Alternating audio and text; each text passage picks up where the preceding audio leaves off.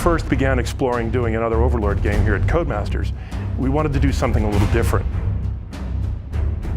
Of course, we've still got the story there, the story's a big part of it, but we wanted to make the gameplay itself much more immediate, much more focused on combat, but very accessible too. So I worked on the first one, on Raising Hell, on Overlord 2, so I've sort of spanned the entire franchise.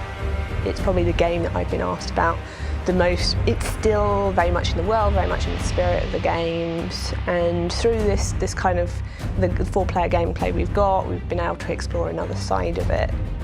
We wanted to try something a little bit different with the multiplayer and the co-op, and obviously that wasn't the main focus of the original games, which was very much about the single-player story. So, you know, we didn't want to call it Overlord 3, we wanted to try out a new format, and we kind of want to see where this one takes us, really.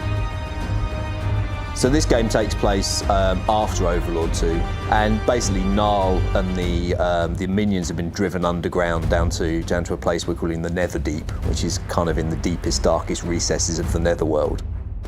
There's this strange kind of plague of goodness called the Golden that's infecting everything with sort of twee niceness, and that's encroaching on the Netherdeep, so the sort of minions they're on their way to being wiped out as well, and if the minions go, there's no chance of an Overlord.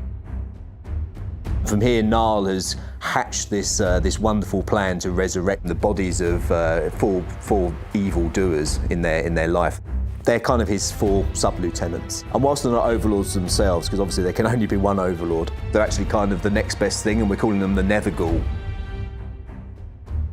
While the essence of Overlord is in the game, Rihanna's great writing, the minions, having fun being evil, it's also not a straightforward Overlord game in the sense of certain mechanics fans of the previous games might expect. It's co-op at its core. You can still play the game single player. With the 4 characters we've got, they've all got their strengths, they've all got their weaknesses, and the minions will supplement that.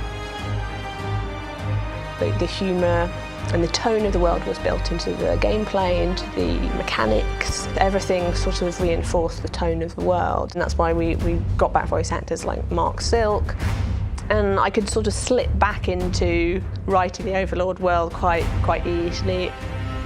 I don't even know how many years it's been working on Overlord games. To be able to come back to it and do something new and something fresh with it is really great.